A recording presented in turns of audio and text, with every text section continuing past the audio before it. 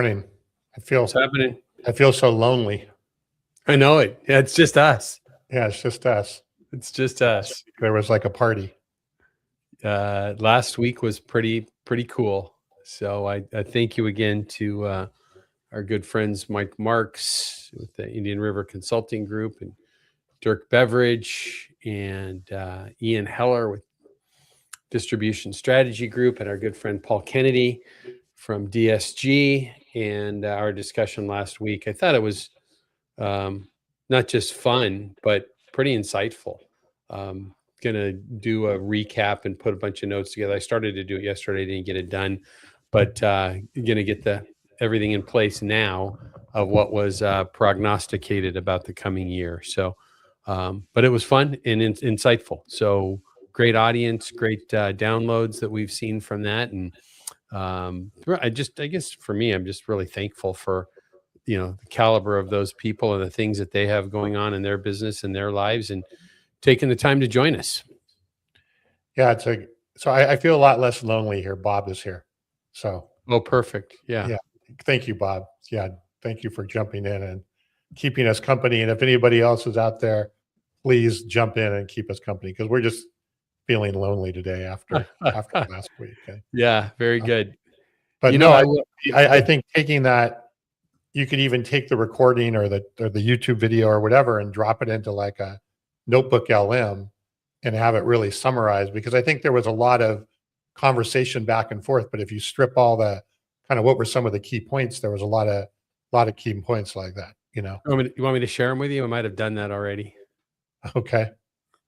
I actually use Gemini. Okay. And it's interesting. Notebook LM uses Gemini stuff. Yeah. The interesting thing about that right now is, we're going to talk more about AI stuff today, but the interesting thing with that is that, tools are moving fast, but what's really unique is, I remember, a year ago, people were talking about, Google being behind, right? And there was all that discussion about Google being behind and OpenAI is doing all these things. And now if you look at the studio and so forth that they've put together, and when I say studio, of all of the different products that are available now from OpenAI that are tying together, that are Notebook LM and the VO tools besides Gemini and all of those things, it's just pretty astounding what they've pulled together of a suite of tools, which I think is really kind of neat to see. So should we do a quick little hello and get things rolling before we dive into those predictions and say who we are and why we're here? Let's do it quick. I think people know who we are and why we're here. So I don't think so. We've got quite a few new people that are here for their first time today, from what I saw on LinkedIn. Quite a big handful. In fact, I got a note back this morning from somebody in Eastern Europe and a couple of other spots that are our first timers. We had some new folks to the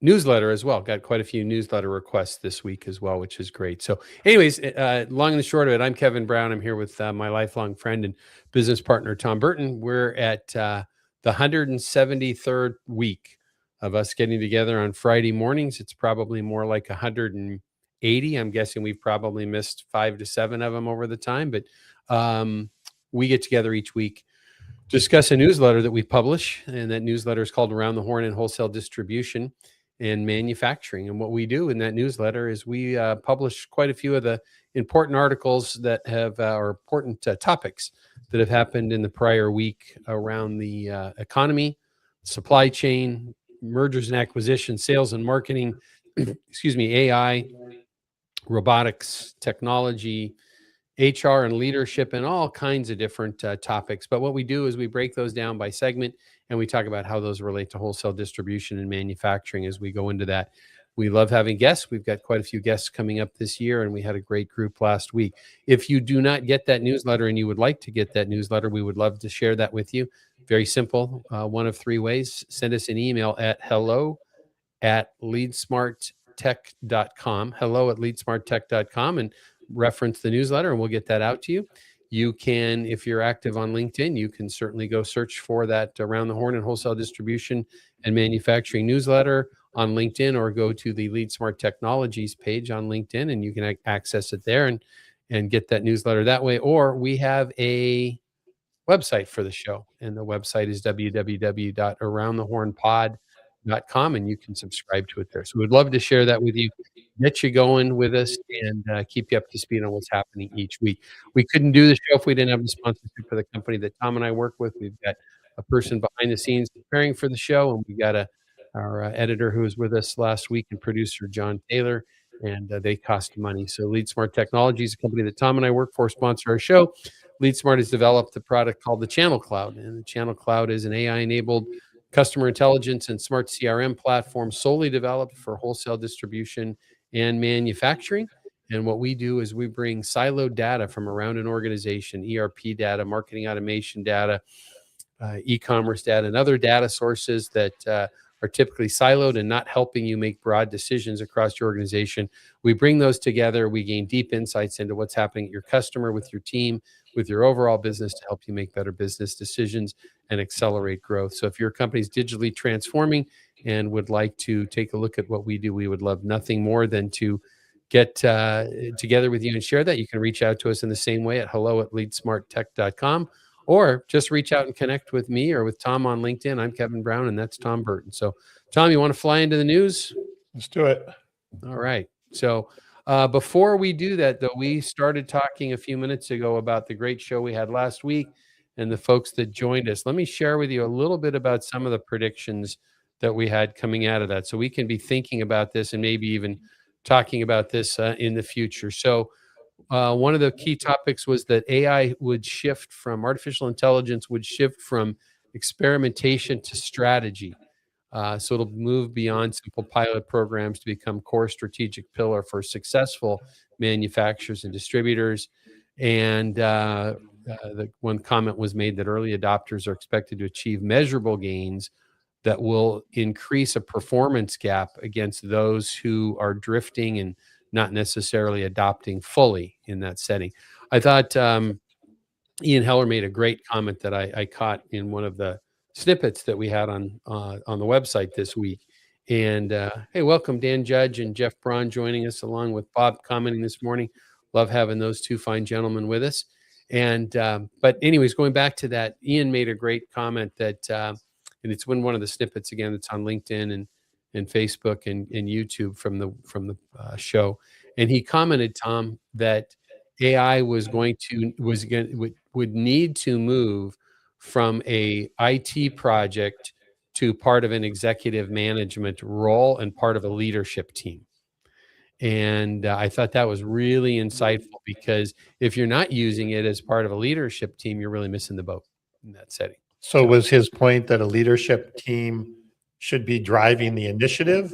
No. It was part of the day. It literally, AI was part of the leadership team, right? How we're making decisions, what we're doing, what we're using. Yeah, I get that. Yeah, sure. Right? Yeah, it's not right. It's not just an IT function or a.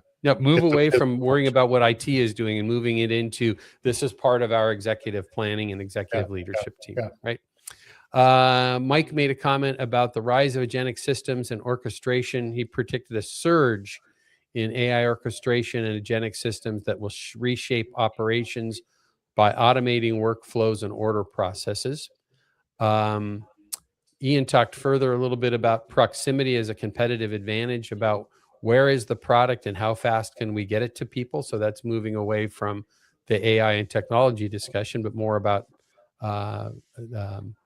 location of products and servicing customers at the level they're expected to be taken or serviced at. Dirk talked about anti-fragile leadership. Do you remember that? I do. I remember the term. Yeah. You weren't paying attention, huh? I'm going to tell Dirk. So what was it? He said that we're challenged to get past the word of resilience and move into anti-fragility, where companies don't just survive disruptions, but they grow and the people grow and the people grow to help the companies grow. So we need to be less worried about worrying about being resilient, but be worrying about anti-fragile in our mindset and how we work. And then Paul talked about human-centered culture. Before we leave Dirk, I thought his insights on, and it's actually a concern, I guess, when he was talking about the survey he did or with some of the people, and that people are especially in the companies that he's dealing with, are not particularly, the employees are not particularly happy. And I think he listed out 10 points Mm-hmm. that the employee base is concerned about and so forth. And look, with or without AI, right, you've got to have employees and people that are, excited to come to work and happy to be working in your organization. And it sounds like there's a bit of a gap from what he went over there on some of that. Yeah. Anyway, I just thought it was an interesting point. No, I thought that was good. And then the other thing that Dirk talked about as well, and I think it was a McKinsey study. I'd wanted to pull that up today, but didn't get to it. But he talked about the fact that, we've got some articles we'll talk about a little bit more of this today. But one of the comments too led to, look, there's a whole discussion about with AI replacing people, and then the retraining that needed to happen. And that there's all kinds of not all kinds, but there's research, I think it was from McKinsey, that talked about it was something like only 40% of those people were being reskilled successfully. I don't know if do you remember that comment? No. Yeah, no, it was he had some very specific data he was passionate about. In fact, I think there's a snippet on that as well on LinkedIn that was posted about from the show. And I think you had made a comment, and then Dirk fed into that, and he was sharing that of the companies that have been researched so far that are looking at replacing people, those people needing to be reskilled, so to speak, and that it's been a kind of an abomination so far of that actually working well. So anyway, some good points. Let's see if there was then Paul talked about a human-centered culture as a moat, and that became a broad discussion across everybody. Emphasized that while AI accelerates performance, a people-centric culture and trust-based leadership, a good example of that was what they're working on as an employee-owned company at DSG that Paul runs, will be one of the ultimate competitive advantages as a moat around their business, is a human-centered culture. So I thought that tied in well, because we did a ton of discussion about AI, right? And there's all the risks to the workforce with that. And we had some great discussion about leadership and working with teams and growing your organization. So I thought that was good. Well, if you want to listen to the replay, it's at the very bottom of the newsletter. The link is there, so you can listen to the whole thing. Yeah. Yep. And again, if you don't get that newsletter, let us know, and we will get that out to you quickly and happily. So, Tom, you want to dive into the news here? Sure. Very good. Where do you want to start with? Boy, we have a few economy things here. Yeah. I don't know. Let's hit that first one there. That from a Reuters article, it says the Fed survey suggests slight upgrade to the U.S. economy. You want to hit any of the points on that? I'm trying to remember. I mean, basically, right, that there was a modest upgrade in different things, but employment basically stayed the same. Inflation dynamics and the inflation side of things was flat, was the term that was used about hiring, right? Right. So I mean, it's nothing has changed radically, I guess, in their survey that was there. We're going to talk, I think later we're going to talk about the producer price index, which is an article coming up here. That was a bit higher than expected. And as a result from that, the poly market of a Fed or of a rate cut in January is basically nil, 95% saying there will be no rate cut in January. If you look ahead, 80% say no in March and 73% no in April, which if you add all that up, it means most people don't believe that there will be a rate cut before May, which is when we get our new Fed chair, somewhere in that neighborhood. So, yeah. Well, what do you think? I tend to agree. I don't think there will be a rate cut before May. No? No. What about June? Could be. I mean, that's, there's a whole new world, right, coming with a new Fed chair and all that stuff. And I don't know who is going to stay on as the Fed governor. So it's hard to say after that. But I think between now and then, definitely not. But what do you think? You're always more on the bullish side of the equation. So I want a stake to, in 2024 Yeah. for that. I think we will absolutely have one in June. I think we may have one before. I was just trying to look as when are the meetings? January 27th and 28th, March 17th and 18th, April 28th and 29th, and June 16th and 17th. I absolutely think there will be one in June. But I think we're going to know long before that, probably by the April meeting, who the chair is going to be. And if we know who that chair is going to be, we know that that's going to be one that is going to be much more stronger leaning towards the current administration's goals of lowering rates and stimulating the economy. So April would not surprise me. In fact, if there was a May meeting, I would suggest that there's a high likelihood of that, but I can pretty much guarantee there will be one in June, and it would not surprise me if it's 0.5% versus just 0.25%. Interesting. Okay. Yeah, I got dropped. For some reason, I got completely dropped off here for a second. So I didn't hear what you said for the last 30 seconds. But if I think what you said is you're not sure between now and May, but you'll definitely be one in June. Yeah, and I think June could be 0.5 point, but I do think that there is a reasonable likelihood of one in Will's got a question about who won the bet. What was our bet? Our bet. I lost the bet early on Talk for Tacos Last year, yes. Yeah, so You said there'd 24. be no rate cut until September, and there wasn't.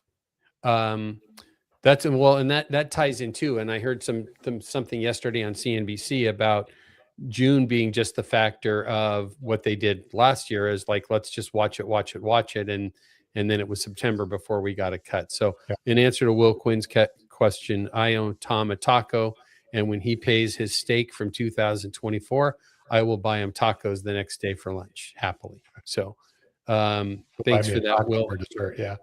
That appreciate that reminder. So, but I think what we're trying to string these thoughts together, right? Is you started our discussion today, Tom, about the idea of just, employment is kind of tepid and not much change. There's 8 of 12 Fed regional banks reported some increased economic activity, but it was somewhat flat in general. We'll talk more about that in a bit. We've got more craziness in the world between things going on in this country that look like war in some segments of the country, and then the instabilities in Iran and the things going on in Venezuela. We've got the interest issues here. We've got tariffs. We've got all these things going on.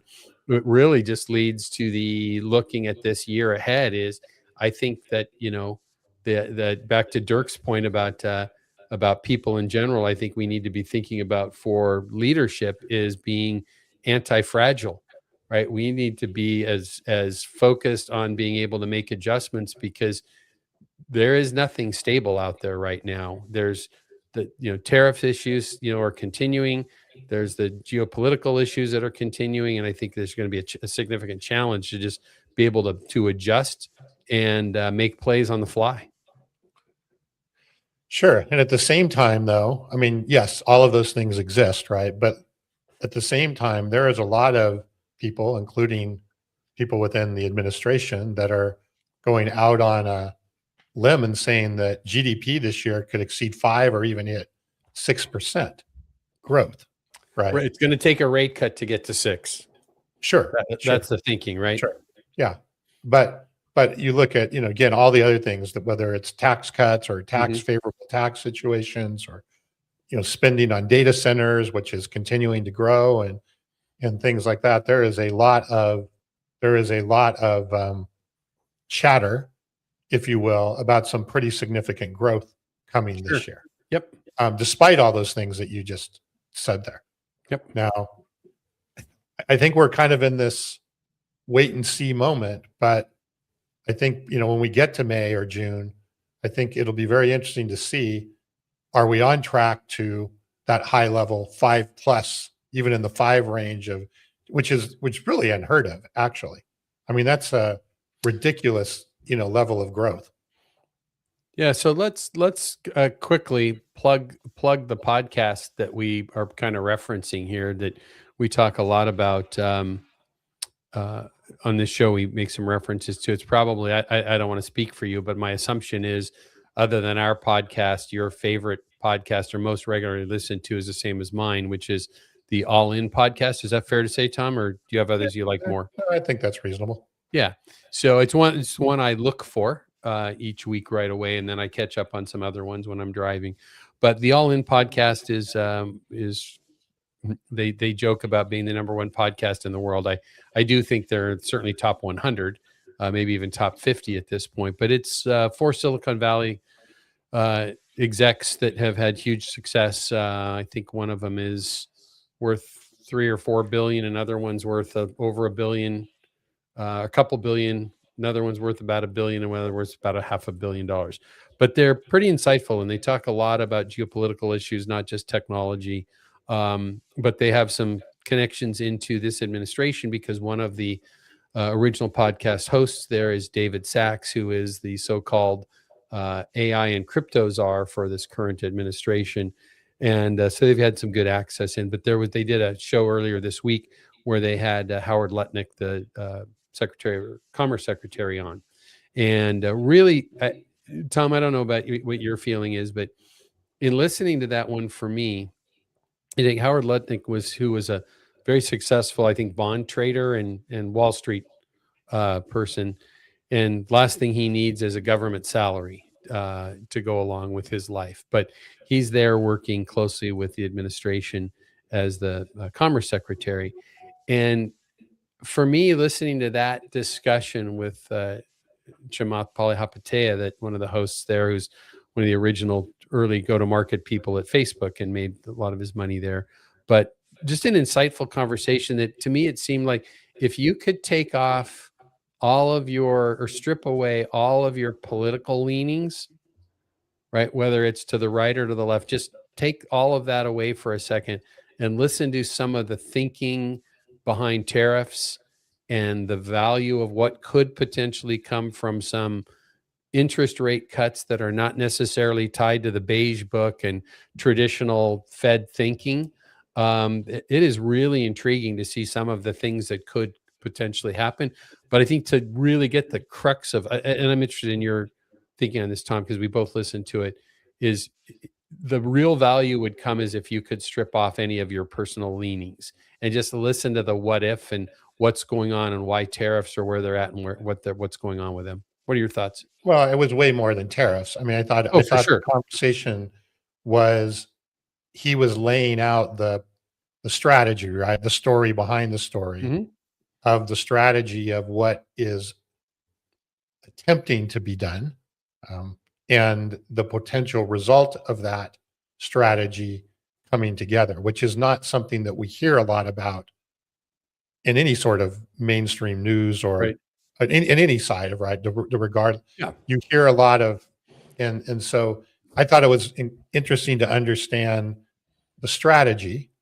Again, you can disagree or agree with the strategy, but there is a strategy, and he did kind of lay out what the process is and what they're trying to accomplish with the strategy to achieve that growth and to get to, things to another level. Because think about it, if you can increase the GDP consistently to that level, you can outrun the debt problem that we have, Yes. right? The whole goal here is to potentially outrun the debt problem that we have, and the level of debt that we have, through growth. Mhm. And so I don't know if that's their entire strategy, but that is the strategy that he discussed, which is, here are the things that we're doing to, again, related to tariffs, related to tax cuts, related to interest rates cuts, to interest, it's related to having foreign entities investing and building in the country. All of those things lean towards that, higher growth level.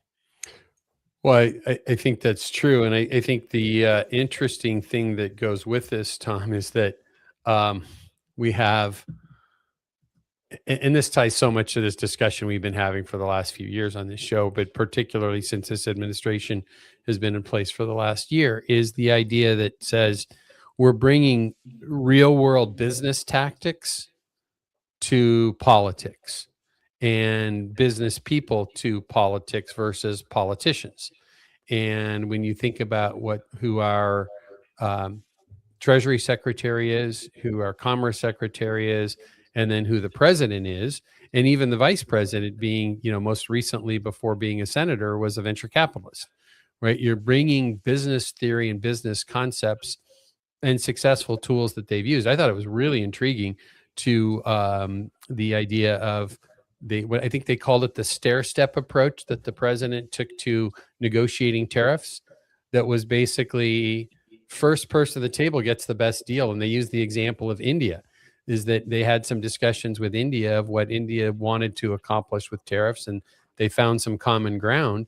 But the administration said, you need to respond to this today. And India said, well, we'll kind of get back to you. And next thing you knew, there was discussions with Vietnam going on, and Vietnam got a better deal than India had, right? And so it was this stair-stepped approach that said, first person to the table that signs an agreement gets the best deal. And every deal after that, in generalities, is not going to be as good, which is very different than saying, and I've said this 100 times on this show, right, is traditional politics would suggest we're going to go meet in Qatar, and then we're going to meet in London, and then we're going to meet in Botswana, and then we're going to be blah, blah, blah, blah, blah. All of those things and we'll do lots of meetings around gold leaf tables and fancy meals and toasts at dinner and so forth, and pomp and circumstance to maybe get something done down the road. And this administration's viewpoint is much similar to the business mindset that says, play or leave, right? Get in, get out. We're moving on. This is what it's going to look like. And I go back to as well, we've talked about this as well many times on the show, is don't look at this administration for any one thing. Look at all of the things that were promised and said that they wanted to accomplish, that tied to the borders, to fentanyl and drugs, to balanced trade. Forget about the word tariffs. Think about balanced trade. And then balanced trade ties to interest rate cuts, and balanced trade tie to onshoring. Onshoring ties to more jobs and more infrastructure, and getting out of the trillion, or how many $1 trillion is the deficit now? What's more than that? Yeah. No, I mean, that's tens of trillions, right? Yeah, so, and so that's the idea. And your point is, right, your comment was grow our way out of that. And with balanced trade, you can do a lot of that. Yep. So again, the strategy, whether it will work, will be determined. I know that, sometimes maybe the means of how it's being done and the bedside manner of how it's communicated I think that's a big part turns of it, off, right? A lot of people, and understandably so. But I think it was interesting to listen to the method to the madness, right? Yeah, that was great. Anyways, a great episode of the All In podcast with Howard Ludnick. I laugh about, as you just talked about bedside manner, they kind of tiptoed around that a little bit. I joke about that all the time when we'll have the news on at home, and my wife will the president's bedside manner is not something that she's a fan of, and I'll listen to him saying something super articulate related to the economy, and I'll go, shut up, just stop talking, right? Don't add anything to it. And then sure enough, something else comes out, and I'm like, it was going good. Yep. So good reminder for me. Right. All right, let's move ahead here. So House passes partial funding to avert shutdown. But that's not everything that needs to be done. So, we had that shutdown, right, that got obviously handled back in November or October. Right. But it just was a kicking the can down the road to January 30th, which is just right around the corner. And so a couple of things have been passed through to keep going, but a lot of things have not. And there's not a lot of chat. I'm not seeing a lot of chatter. You watch the news more than I do. Are you seeing a lot of chatter about this? No, and that's actually a really good point. When I ran across that article yesterday, it surprised me because I hadn't been paying attention to when the next round of things was. I thought what's intriguing about that, right? So the article is from CBS News about the House passing some partial funding. There were certain government areas that were going to be funded right away and others that needed more discussion. I thought what was intriguing about that in looking all of that is the fact that I didn't know this, again, came from that's an interview with Howard Lutnick from Secretary of Commerce, that says while our GDP numbers have looked really, really good, we're going to see in the next announcement a dip on that. I think it was up to 1.5 points because of the shutdown. well, why? Because of the shutdown. Because you're not paying the government employees to And produce. government employees are used as part of our GDP number, which says we should probably rethink what is really part of the GDP number, right? I mean, if you're going to try and this is Will made a great comment, right? He says here with the current Fed system, we'll never get out of debt. Or right, wrong, or different about that is the world is operating different, and certainly this administration in the U.S. is operating very differently than what we have historically used for our metrics, right? And I have heard it in the last.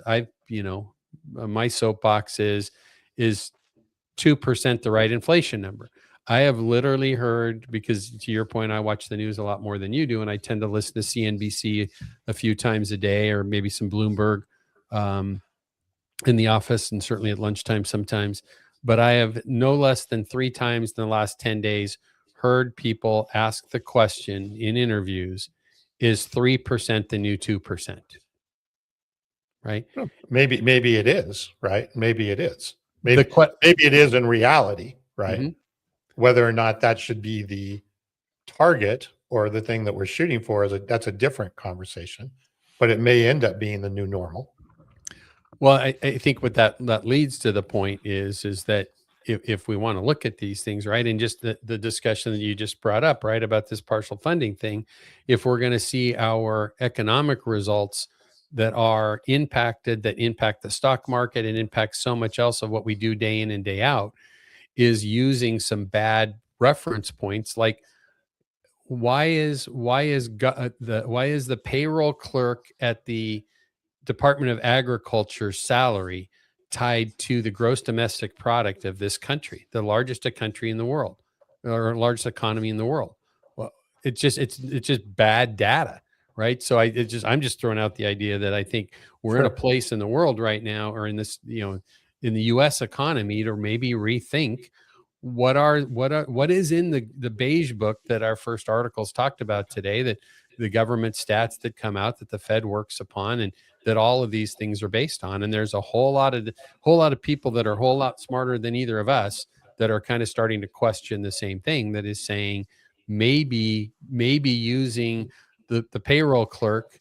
Do we need a payroll clerk at the agriculture department anymore anyways?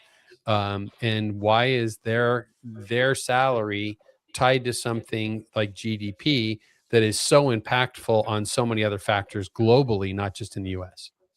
So I have a question for you. It's easier when I just speak my mind and I don't have to think. Okay. Boy, you just set your. Yes, I know. That's a big ass softball for. Mm-hmm. I'm not going to take advantage of that one, but if anybody listening, please jump in and jump on that one. But the question that I have is,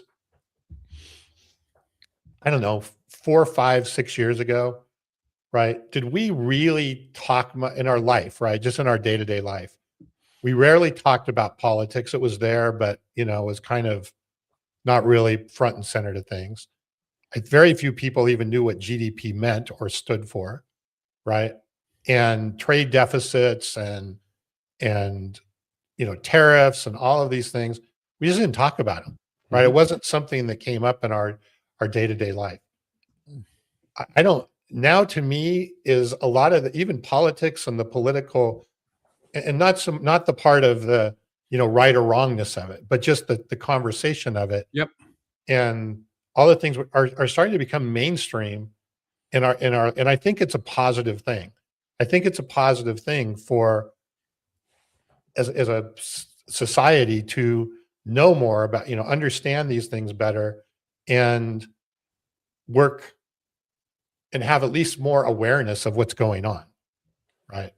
And I don't know, do you see that? I see that more in the mainstream, more in, dinner conversations, things along those lines. And I certainly ever did, 5 years ago even. Yeah, I think about that a lot, Tom. In all honesty, so for the last 3 years, I've been so much more deep into these things than I've ever been before. Not the political side of it, but the economic side of it, and what it means to the economy in the U.S. and globally. Because the reality of it was it Thomas Friedman, was it, that wrote "The World is Flat" 25 years ago or whatever it was, because we have such a global economy. I've paid so much more attention to it because of how it impacts our customers at LeadSmart, how it impacts LeadSmart as a company, and then obviously since doing this show for 3 years. But I do think there's been, in response to your question, I do think, let me be careful how I say this. I think that the first term of the current president triggered a lot more discussion about the economy and tying the economy and politics together outside of just the historic, I mean, to your point, right? I didn't care what the Fed was doing 5 years ago, 7 years ago. I never paid attention to that in my life, right? But it's so impactful on our customers and our lives as well. But just the economy, that I do think that there might, I guess I would say there could be a component of that is tied to the business thinking that's been in the White House for two of the last three administrations. Yeah, I mean, even look at, and I know we need to move on here from Right. economy, but I look like at all Will's this. comment here. He said he likes my line of thinking. No, it's well, he is. I mean, you're right, right? The government, the GDP is, the philosophy is the GDP is driven from government employees because the idea is that government employees are producing something that, Yeah, absolutely right, right. which is a whole nother thing. So Mhm. anyway, but yes, it does incentivize potentially to increase the size of the government. But what I was going to say is, even like, all this fraud stuff, like the Minnesota stuff and all of those things, much more in your face mainstream, right, than what we would have had, I believe, and there's a lot of reasons for that, right? Yes. There's a lot of reasons for that, but I don't know, in just conversations I have with friends and family and Mhm. things like that, these types of conversations are way more prevalent, I am finding, than they would have been a few years ago. Correct. And I Yep. think it's good. I Well, think what do you think? What do you think what do you think's caused it? um I think just a whole lot of things, I think obviously, social media and YouTube and all those things Mhm. have something to do with it. But I think it's just, to your point earlier, I think a lot of things have more direct impact on people's lives and what they're doing. And um, I just think it's more visible. It's been more visible, right? And the whole tariff thing initially crashing the stock market and then bringing it back. It's just a lot of things, right, that have come together. And I think it's good. I think it's good I don't like the division part of things, the right or wrong or all that kind of stuff, the division that's The created. But division of it. Okay. Yep. right. But I do think of understanding and having more awareness of these things is very healthy. I mean, Mhm. all that corruption and fraud that we're starting to see pop up is just because people had their heads in the sand, right? Yeah. Right. Well, I mean, I think Get away with it. yeah, Bob makes an interesting comment here. It says until economics and finance become part of the core curriculum taught in K-12, um, Yeah, that's interesting. I think not sure the masses will understand the impact, right? And I think that I don't know. I mean, I didn't. We had a little bit of economic stuff we learned in early school, but I was in junior college before I learned about guns and butter, right? What are we producing? And in economics. But I do think there is, I mean, I keep referencing back to the same podcast, that All In podcast earlier in the week, talking about, what are we producing out of our universities, right? How many, um, gender studies degrees are beneficial to help the economy grow, Yeah. right? And if the people that have the gender no offense to that, you know line of study, or maybe there is, but there are so many worthless degrees that are coming out of schools that people have, high 5-figure, if not 6-figure debt to go with them. And there's no jobs to be had for what their degree is, and right now, there's one of our articles today talks about one of the biggest factors out there right now to the AI driven economy in future is power. One of the biggest challenges with getting power is plumbers and electricians, right? So we'd be far better served as an economy and as a country and probably the world by having more skilled plumbers. And I'm going through this with one of our kids. He's looking at a career in law enforcement, which is admirable. But I'm telling him he's got a wife and a baby, and they want another child. And I'm saying, look, you live in Colorado. We've got some great customers in the HVAC and electrical space in Colorado. Let's get you connected in with through them into some contractors there, and go make $250,000 a year living in Colorado Springs as an electrical contractor. You make more money than law enforcement and help the future. Yeah. So. All right. So before we kick out of the economy section, China's trade surplus surges 20% to a record 1.2 trillion from industrial distribution, but it was pulled from a bunch of other sources like AP and so forth. But it's interesting that China, as we're going through the tariff component of things, right, that things are not changing dramatically of what's coming here, but they're also moving a lot of their capabilities to other countries. And what triggered for me on this one, Tom, was there was another article that I bypassed to putting in the newsletter, but it was about how much more Canada is cozying up to China right now because of the issues with the US and Canada. I think they just it reached some new trade agreement between Canada and China, maybe even today. Yeah. But my question is, it's saying here, right, that China has rerouted their exports to other countries, plus their imports have reduced for their own economic reason. But how do they create demand in these other countries? What are they doing to create demand in these other countries? That would be an interesting thing to understand. Yep. But yeah, it's interesting that certainly have pivoted and shifted a bit on where some of that stuff is going. Well, and there's a component of that too with, right, trying to drive chip production here in the US. And so that has been a big part of things as well. And then there's a challenge with automotive stuff. So, Tom, this is always hard sometimes because we have a little bit of a delay with how comments come in, but as people are typing them, sometimes we moved on. But back to the last topic we were talking about just kind of with education and different degrees. And Will Quinn made a great comment. He said, it's interesting concept that the administration is floating to have the university partially liable for bad student loan debt when people can't get decent paying jobs when they obtain frivolous degrees. And that's a whole nother can of worms. And we could talk for 20 minutes on that. But I think that is an absolutely interesting concept to say, why would you it's like saying, I'm gonna finance somebody that has a minimum wage job to buy a Ferrari, right? I'm going to give you all of this money for something you're never going to be able to pay for, and then wonder why we got into this situation, right?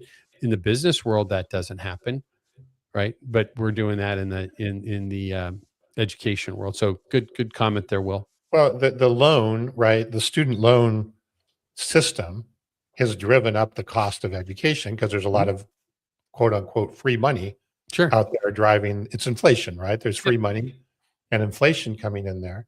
So it's an interesting thing is that if you told a university kind of what is the ROI, what is your return on investment on the people that you're bringing out there, and then the ability for students to get loan debt for those colleges were adjusted based on the return on investment that's coming out the other end, then you would start to see some balance along the way. But right now, it's just the universities are not motivated they're motivated to just keep the people in college and get them through with the student loan. Well, absolutely. And it's become a business machine, right? Sure. Let's get the government to loan the money or guarantee the loans. Right. We'll raise our prices because we're going to get paid regardless, and then we'll make these degrees that are popular with. It doesn't matter whether it's with what you're thinking about as a finance degree or you're thinking about a earth studies degree, right? Whatever it is, as long as the university gets paid, they're on the forefront and off they go. Mm-hmm. As Bob said, free money equals monopoly money. So, well, yeah. Yep. So, anyways, any other comments about the China trade surplus? nope. Okay. It is an important piece of that, though. There's still, China is still importing or exporting, crazy amounts to the U.S. It's just not the same. It's not the same. The drop is significant, but it's still the magnitude of what they're shipping here is still huge. So, I wonder if it is sort of some of the stuff going to other countries, is that just a middleman for then having stuff come back into the U.S. at a lower tariff rate? Or, great. It'd be interesting to pull the string on that, because it's just hard for me to understand is, well, how are they going to just automatically create that level of demand Right. for goods in these other countries entirely on their own? How does Myanmar all of a sudden have so much demand for that item? Right. Yeah. I'm going to ask Gemini that real quick. Producer Gemini? Yeah. Let's see. Because I had the article in there, and so I asked, are some of these products ultimately coming back to the U.S. through these countries? It's doing its analysis. It says, yes, many of these products are indeed flowing back into the U.S. through the process often called transshipment or rerouting. While China's direct export to the U.S. dropped significantly in 2025, falling by roughly 20%, its overall exports grew largely because goods were redirected through third-party countries to bypass high tariffs. Transshipments via Southeast Asia countries like Vietnam, Thailand, and Cambodia have seen massive twin surge, they call it. Their imports from China and their exports to the U.S. are rising almost in lockstep. There you go. Said I'm Mexico. disappointed it didn't tell me I had a great question. I didn't reference Tom. I should have said Tom's asking, then it would have said that. It would have said brilliant. That's a brilliant question. Yeah, that's funny. It said Mexico is the back door. Mexico has become primary entry point. Chinese firms are increasingly using foreign direct investment to build factories, blah, blah. We've talked about that over and over again. So anyways, good question, Tom. When you just look at it right at face value, it doesn't add up. Yeah, agreed. So what are they doing what are those countries that didn't need it before doing with all that now? Right. Yeah. Exactly. And I'm sure there is economic growth in those countries, and they have a use for quite a bit of it. But not 20%. Correct. And whatever that time frame is. As we're in our manufacturing distribution segment, we've talked about a lot of this stuff already. Any articles there hit your fancy before we move into e-commerce and marketing? I think we've actually hit most of these. So why don't we go into e-commerce? e-commerce? Let's just reference some of those articles. If you'll scroll back up for just a second, Tom, there's a good article there from Distribution Strategy Group about manufacturers' 2026 reset raises the stakes for wholesale distributors. Great article by Ian and Jonathan's team there. And then there's another article there, Growing Through Tariff Uncertainty, and a good article from Industrial Distribution about supply chain trends to look for. We've talked about supply chain and so forth. I would have liked to have talked about that article, but we've spent now 50 minutes on the economy and supply chain. So let's move into our next segment. If we can, e-commerce and marketing. Anything hit your fancy there? Well, that first article, Marketing to Machines, a new funnel for an AI-driven buyer. Basically what their premise is, right? If you look at traditionally how people did research for buying, right? You went to Google, and then what do? You see all these different links and you bounce around, and then you may, of course, end up on a company website or potential website of a company that you are considering doing business with. And you kind of had this breadcrumb trail, right, of things that occurred in your research process. what they're saying here is with AI, I can go to Gemini and have a conversation with Gemini and never leave Gemini or Chat GPT or whatever, and even potentially get to the point where I ask it to make the purchase, right? If you, that's not even taking into account agentic shopping, which is a different story. So the research process of how people are researching products or buying decisions changes considerably to be kind of sole source in a sense that it's doing everything in the AI aspect of things rather than bouncing all over the place and looking for things, poking around, so to speak, for what that is. So that reduces it doesn't reduce, it eliminates those breadcrumbs. A big part of marketing in the past has always been attribution, like where did the people come from? And it's much harder to know that now. And so it also was talking a lot about is, okay, how do you then make sure that you're properly represented or you are represented in the conversation that a person is having with the AI that's there? And what I found interesting on that is, yes, there's optimization that you can do on your website and so forth, but it also said very important to be represented on other websites, whether it's press releases or review sites or other things like that, whatever it may be, right? So because the AI is obviously taking data from multiple sources. Well, I love the comment it made here is that about marketing to algorithms, right? Yeah. Was just a great phrase. And we're here because of wholesale distributors and manufacturers is the only reason we exist as a company and then this show. But the idea behind that, I think, is so unique because, marketing in our customers is just so varied. I mean, we have people that, I think are highly experienced and do a great job of all of these types of things between a mix between digital and print and now using AI and using even, we have customers using, our software to analyze what's going on at customers and who should get the right promotion based upon the data that's in LeadSmart Channel Cloud and so forth. And we have other customers and other people that we know that the person that's running marketing is a person that used to be in sales, and before they were in sales, they were in customer service at that company, and before they were in customer service, they worked in the warehouse, and now they're a marketing expert. The future that we were talking about here is a future where you could have a contractor on a job site that is asking Gemini or Perplexity or ChatGPT about who has the best availability and the best price of a product that I need. And if you're not ready to market to that or be the person that pops up because you have an SEO strategy for your website from 7 years ago, the world's changing fast. Yeah. Right. And that marketing to algorithms section of this article I thought was great.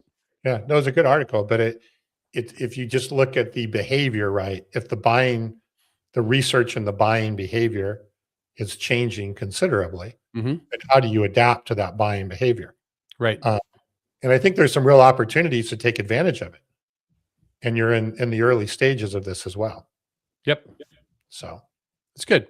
Let's jump ahead there. We have an article there about it's from martech.org, marketing technology, 7 tips for building a B2B social presence that actually works. And you know what? It's funny. We have a new marketing leader joining our marketing team on the 2nd of next month. And I think we do a reasonable job in marketing at LeadSmart, but there's so many facets to take into, but they talk here about awareness, interest, consideration, conversion, and so forth. And then what platforms are we using? And I see the day in and day out, I see the spray and pray is like, oh, we have TikTok. Oh, we have LinkedIn. Oh, we're doing a little bit of this. And what does X play or Twitter play a factor in all of this? And I thought this article is pretty good about really understanding where your platforms were, what's the personality, what's the context of what you're working. I thought there were some good points to that. The point I saved it because I want to review it with our new marketing lead that's starting in a couple weeks. Are we on track with this? Because I saw some areas that we could improve significantly as a company. Yeah. Well, I think the first two articles, or the other one that we just talked about, Mhm. right, Yep. is something that we need to look into. That's good.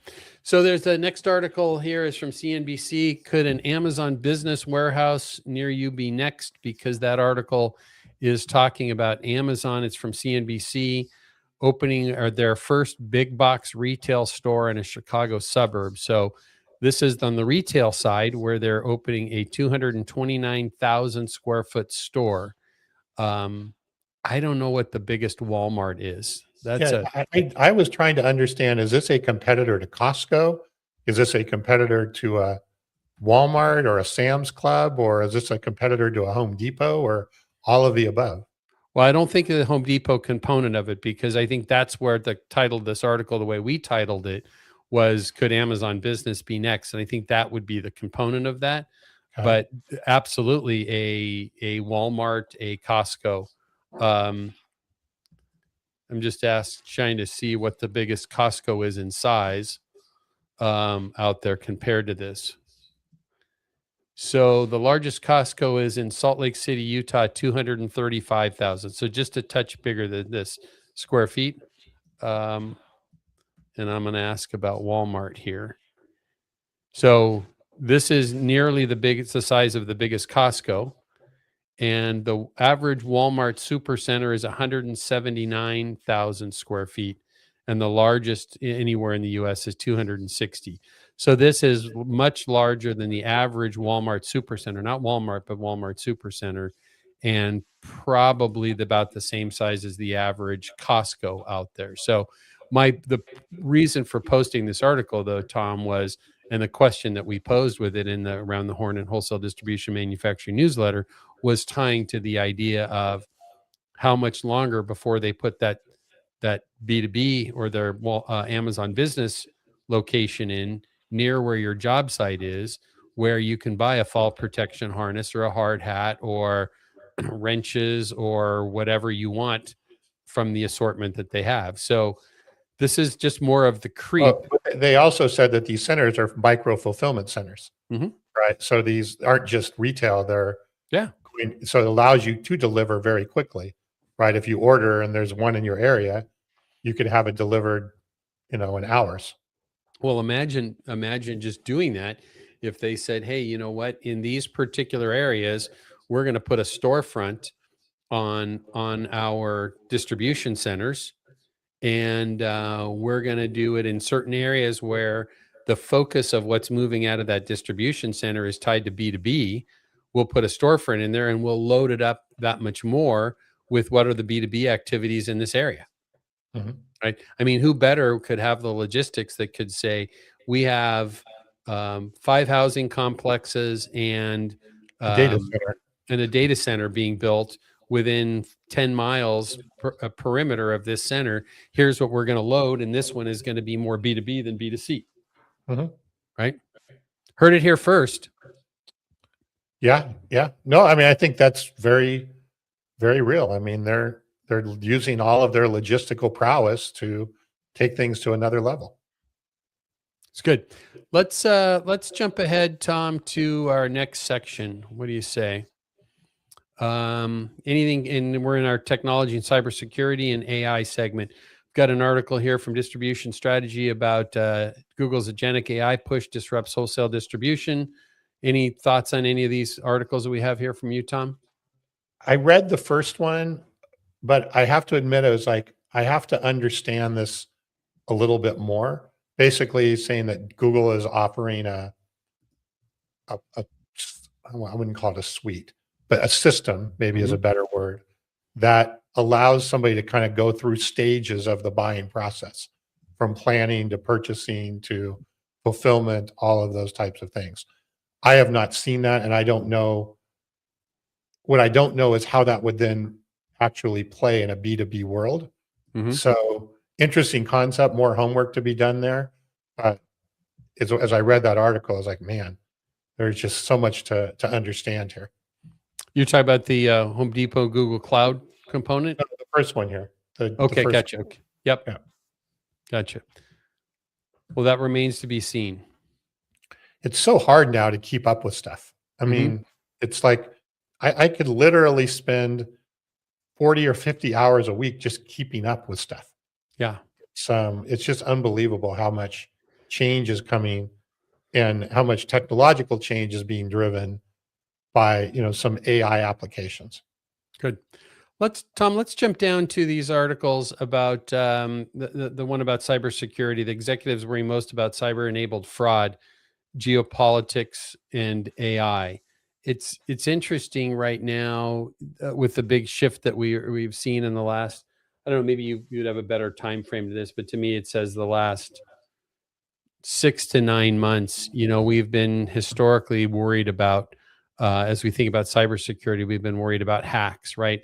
Did our system get hacked? But now what we're seeing so much more of, and this article touches a little bit on that as well, the cyber-enabled fraud is truly even AI tools being used to have people let somebody into the organization as opposed to trying to hack the organization. What are your thoughts about the time frame I'm describing as we're seeing more and more of that? Oh, we're definitely seeing more and more coming in through the front door. Seems like the last 6 to 9 months for me. Yeah, no. I mean, coming in through the front door rather than the back door, right? Right. Is click this link and let me in. Yeah, right. Yeah. I got one yesterday that they tried to emulate, like when you get a payment from QuickBooks, and I would say they did an 80% job on it, right? So the point where I actually did a second take on it. But it's, again, you can look at some of the email addresses and other things and immediately know it's suspicious. But yes, there's a lot more fraud actions trying to come in through the front door rather than the back door. Right. And, then once they get in, right, it's much harder to get them out. So. Yeah, makes me nervous as we're hiring more and more people at LeadSmart that don't click, please don't click. And it's really interesting watching more and more of the companies that we work with that we're seeing emails that I'll send someone an email and the response that I get back I can see in the line from when they hit respond. It was this banner that says this is from outside of our organization, and actually our Outlook shows that for me now as well. But seeing more and more of that, those flashing reminders of who are you interacting with here. Yeah, and there's a lot of companies that are doing a lot of training on this. The whole, cybersecurity training is a very big industry. Yep. Good. Where do you want to go next? You want to go into sales? Why not? Hey, we all love sales. Yeah, that's it. This was an article that didn't make it in last week, but I saved it. It talks about a new look at account management. Where does it create value and where it doesn't? It says account managers have long been seen as essential, but in many cases, they're unintentionally creating friction instead of removing it. And so this whole article here talks a little bit about that. And it says, meet your Amazon.com account manager. Have you ever wondered why you never received an email from Jeff Bezos introducing you to your new account manager? Right? You haven't, because you need an Amazon account manager like a fish needs a bicycle. And what was its logic there? Well, it goes on. Where am I at here? While some folks like the idea of an account manager, the cold hard reality is an account manager would only be a value neutral to the extent that they are not involved with your Amazon transactions. So the point was getting in the way, right? If you had a person, right? What if there was and I'll just throw it out to you, right? When they use account manager, would that be similar to an outside salesperson no, my name's Rhonda and I'm your salesperson. Right. Okay. I'm going to help you through your transaction, but when you want to buy batteries tomorrow that arrive at your house tomorrow, Tom. Okay. That was the idea behind it. So they gave an example here. It said over the years, this gentleman is Justin Roth Marsh, and has written a few books related to sales and distribution. And said over the years, we've worked with a number of organizations that build specialized machines for manufacturing. These machines tend to be expensive, and consequently, they're extremely important purchases. And it goes on to talk about the idea that when you have these strategic purchases and things where you need maybe a sales engineer and so forth that goes with that, it's critical. But the whole concept behind this is what components of your transactions are people involved with, and do they need to be involved with them, right? If you need to buy bathroom cleaner that's going to arrive at 4 a.m. when you awaken tomorrow morning, you don't need the friction that a person would add. You need to Sure. click the buttons accordingly.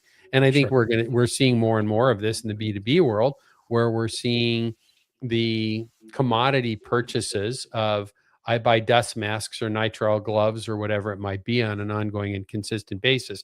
I get those coming quickly, and I don't need anybody involved in that. I don't want anybody involved in it. I don't want to I don't want to have to click a button even to get those coming. They should just come on demand. So what does that mean for the role of the outside salesperson or even the inside salesperson? Bring value. Okay. Assist people helping to understand. It really ties to the component. We were on a call yesterday with a great partner and customer of ours in Canada, and we were talking about a tool that your team built within Lead Smart Channel Cloud called Revenue Expander that exposes white space, right? Most salespeople, and I've spent my entire career up until 6-7 years ago when we started Lead Smart, in and out of B2B transactions at nuclear plants, at pig slaughterhouses, at glass factories, working with distributors, both as a manufacturer's rep and as a manufacturer. And I can tell you, and I'll just give you the simplest example. When I was a manufacturer's rep and we represented a company that made safety glasses, and I would go with a distributor sales guy, and we would go into just any type of manufacturing plant. First thing you do when you sign is you get a pair of safety glasses there. And 99 times out of 100, I sold safety glasses, he sold safety glasses, and the safety glasses that we had as visitors were coming from someone else. Okay. Right? And we could walk by through a warehouse and I could say, hey, you know what? I represent a company that makes floor matting and you sell my floor mats. Those aren't our mats. Oh, I wonder, the guy, this response was, I need to look into who has that business. So my point is, we would walk by more business than we were there to talk about or that they had. And that's what Revenue Expander does by analyzing ERP transactions, right? And customer invoices and so forth, and bringing that to the light. And so when you're a person that now brings new solutions, and as we talk about with our customers all the time, is that what mostly happens in that setting is, I shouldn't say mostly, but quite often, is when someone introduces a product, the customer's response is, or the end user's response is, I didn't even know you carried that. Yeah. Right. So when we can illuminate that, now someone's bringing value to the equation. When someone just says, hey, I'm your sales guy, but you could just easily click through and order this on our website, where's the value? So it's interesting about the revenue expander concept, which we should be thinking through, is, let's say some of that white space wouldn't require a sales interaction, but it could require, at least open the door for them to have an online purchase of it. So some of the white space may require a sales involvement, an actual person and in-person involvement, but some may not. Then that opens the door to the marketing side or the online demand creation side to potentially grab some of that white space through a e-commerce transaction. Sure. That's a great point. Yep. All right. I made a note on that. Just more work for me. No, you have people for that. Yeah. Get them started. Yeah. Don't you have an agent? Don't you have an agent for that? I do. I have agents everywhere. So as you should. Let's roll into people and leadership as we roll through the show today. So if AI, this is from HR Dive, if AI wipes out entry-level jobs, what comes next? I wanted to hit Bob's comment real quick, though, before we left here. He's bringing up, and this is true in technology, I think. What he's saying is relationships managed by account executives or account managers come after the sales engineer prove the technical feasibility of the product, the sales engineer being the subject matter expert. Mm-hmm. And I believe this is definitely true in the software industry, is that more and more sales are being driven through that sales engineer or forward deployed engineer, or whatever the flavor or the name is the day, who is the expert that does that. And then the salesperson kind of comes in behind that and helps structure the deal or deal with whatever it does. How does that work, do you think, in the distribution world? Like who are the equivalent of the sales engineer in the distribution world? Or do we need to make the outside salespeople and the people that are dealing with it more ready to become that sort of expert in the process? Well, I think you inadvertently previously answered your own question. Okay. I think I That's did too, but that's that's all how right. smart you are. I know. Right. I know. It is actually the Thank core of ChatGPT.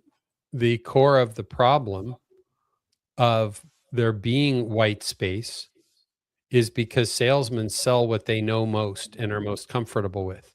So I'm going to go sell at my customer that stuff that I'm a subject matter expert on. Right. So it actually is almost what would you say, almost self-fulfilling Prophecy. challenge. Right. Right. Because the challenge is self-fulfilling because I have this challenge of white space of what's not being sold. Right. And it's caused because I'm a subject matter expert on valves, whatever it might be, this brand of HVAC, components, but I don't know enough about the switches that go with it. So I don't talk much about that because I'm a subject matter expert on this. Right. And then that gets expanded even far further. Now, what you see in a lot of arenas is, and a lot of our customers have this, or this is where they have very specific specialists that go in to talk about a particular topic because the salesperson is a generalist. The manufacturing company that I had invested in years ago that I ran the day-to-day, I'll say BD and product development side of things, and the sales side of the team was, we did a lot of work with Grainger, and the founder and principal owner of the company that I was working with, after working with Grainger for a bit, and he's at his core, pack my bag on Monday morning and get out there and sell type of guy, right? He made a comment, and no offense to any of I have a lot of dear friends at Grainger and former Grainger executives. No offense to anybody there, but he made the comment, this gentleman made the comment, and he said, Grainger salespeople are a misnomer. They should not be called salespeople. They're logisticians. They make sure that boxes are being moved of what somebody requested, as opposed to selling something that they could be using to better their operation. Because they get too wrapped up in the wrong item got shipped and I need to make sure this happens and so forth. So what you see in that setting is the selling oftentimes happens when you bring either someone from the factory in or a manufacturer's rep representing the factory, is when that technical sale starts happening most often. Yeah. But I do think that and I know we're doing this, right? We're working to enable the salesperson themselves to be able to handle more of this on their own and not be intimidated by the white space. Especially, we see this more and more in our customers, is business development teams being formed that are kind of, specialized teams that are supposed to go out and really look for that new business and pursue that new business. You have to have some understanding of what you're talking about in that area of the white space, other than knowing it's there. Yeah. Well, I think the key thing, right, is when you know that the white space is there because you've not paid attention to it because you're busy doing other things and haven't even thought through that because you're so wrapped up in other stuff. Right. If the alert is there, which comes to your smartphone in the case of Lead Smart Channel Cloud, right, is just the alert there that says, hey, there's an opportunity to sell this new item at this location. It doesn't mean that salesperson has to be an expert at that. It means that salesperson has to be alerted and understand that there is this opportunity that's available to me at this location. And maybe I need to call the Viega rep, the Schneider rep, the MSA rep, the whoever it is, to come make those calls with me to go help capture that business.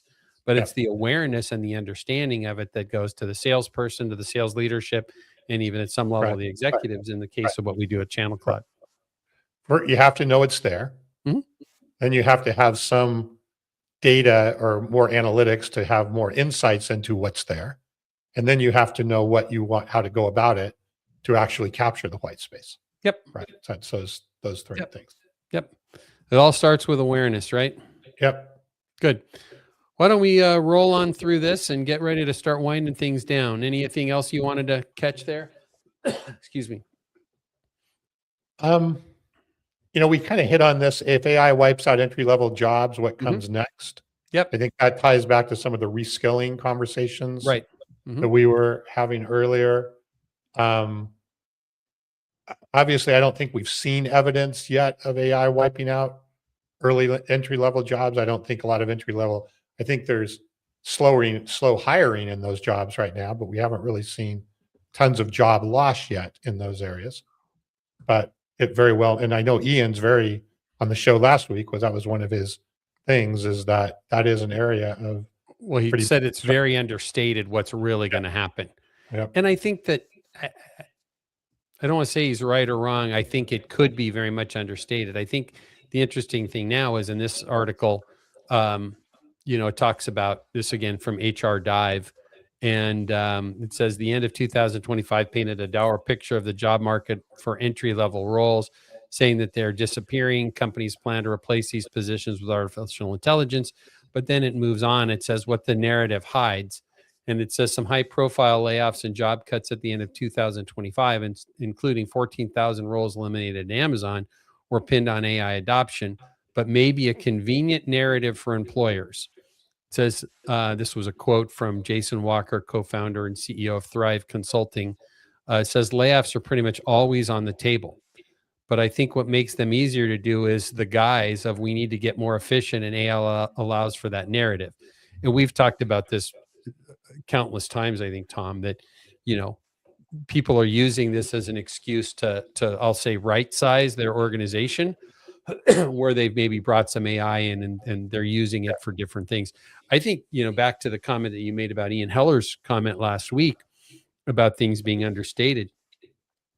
I would suggest, and I'm going to throw this out there because I always do stuff like this, even though I don't have a true basis for it. It's a hypothesis at the moment.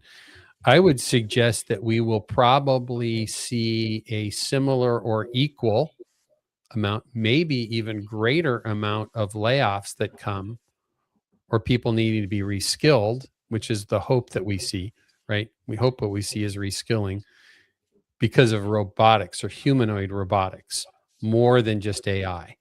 Because, when you look at, think about it this way, right? If you were to look at, let's just take a wholesale distributor, right?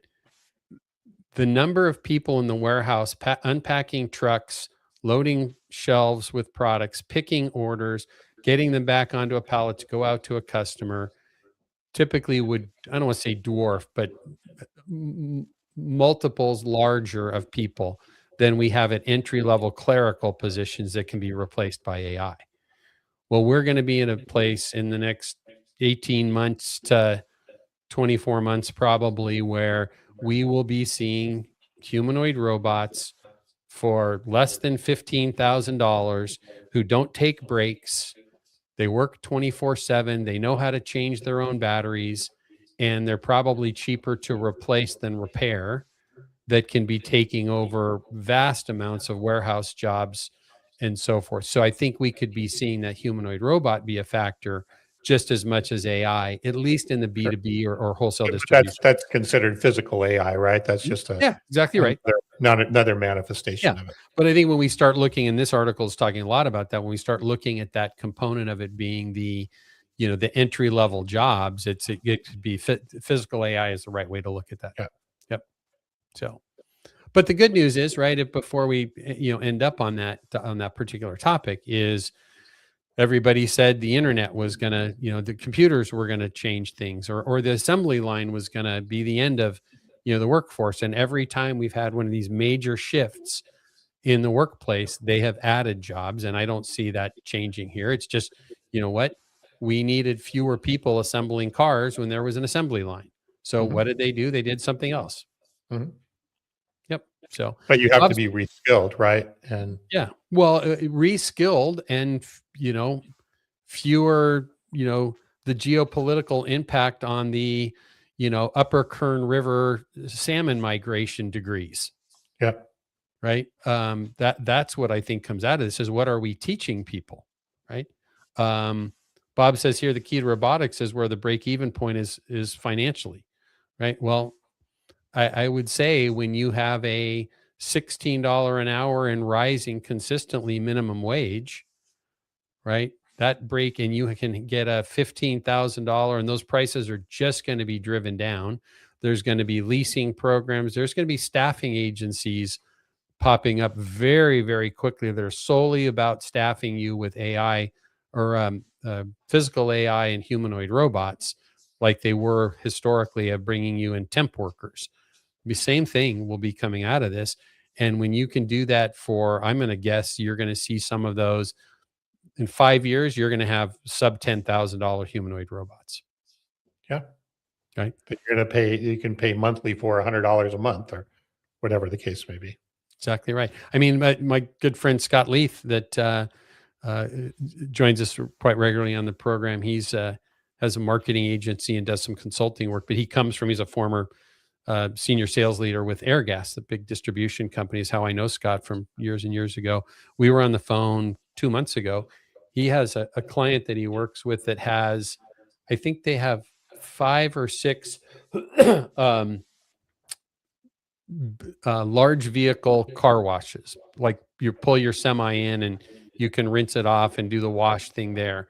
Not like, you would take your Acura to, but and it's not like he has 100 of these things, but what's is it, I guess it's Tesla itself that's doing the robots. It's not a new company. What is that robot called? Optimus.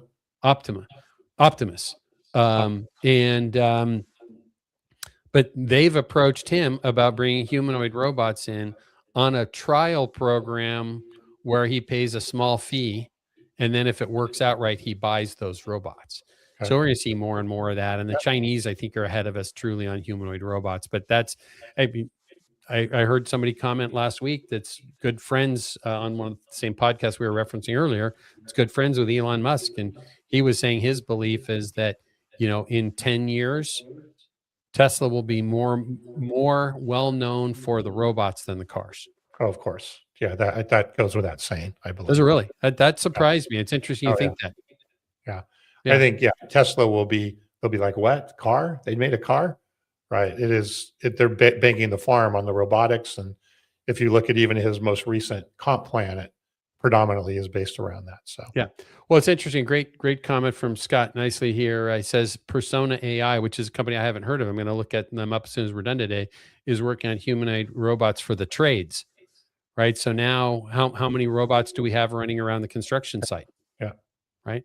And I'll go back to that. I talk about humanoid robots all the time that, when they're finished packing all the boxes around dark, they go outside with their sensors on and they're, shining a light and using their sensors to count how many 2x4s are on a stack. Right. Mm-hmm. And they've got their fire sensor and their carbon monoxide sensor. So I think it's exciting time. And I'm telling you, there's going to be a humanoid robot weeding my hillside after they wash my car while I'm sleeping. It's going to be in this house. Okay. All right. And you said before when? I said 18 to 24 months, I think I said. Yeah. Okay. All right. So I don't know that Darlene will allow one here that soon. Yeah. But they could keep your trees trimmed. They could just climb up every day and keep your trees trimmed. Solving my HOA and neighbor problem with my trees. Yes. Thank you for that reminder. I hadn't thought about that in a couple of days. Okay. All right. Let's scroll through past our channel leaders. We should just go ahead and wrap up. Yep. Let's just head down to, there is one thing we do need to talk about in our industry scuttlebutt section that you're not stopping at. Brad Jacobs and the team at QXO added another $1.8 billion on top of the 1.2 or 1.3 billion that they had done a couple of weeks ago that were announced to get out there and start acquiring more businesses. So after their big acquisition of Beacon Roofing, I tell you what, with a $3 billion war chest, there's a whole lot that they can do. And they have got a very interesting approach to what they want to accomplish moving forward in this setting. So I think that's one to watch. So, yeah. Yep. So I'm kind of I'm gonna be at the. As a side note, we talked a lot last week on our show about. In fact, Tom, scroll down to our calendar if you would there on the newsletter. We have on the newsletter upcoming events, which is the trade association buying groups, industry events that are coming up. We try and keep ahead of that.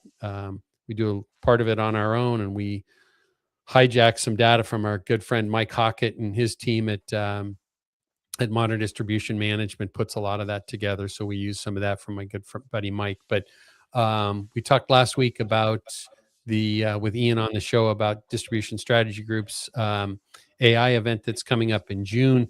But I will be headed a week from Sunday to Washington, D.C. for the National Association of Wholesalers and Distributors Executive Summit in D.C. And we'll see Mike there. And Mike and I actually had a discussion a few weeks ago, I guess about a month ago, at a conference that we were both at with Hardy. And we talked about maybe pulling our shows together and seeing if maybe we could get Brad Jacobs to join us if we did, Tom and Kevin and Mike, and combining the power of both the MDM podcast and our podcast, and might get him here because historically he's probably waiting more for the Wall Street Journal interview, but who knows? We might be able to get him or one of his team members on to talk a little bit about what they're working on. That'd be great.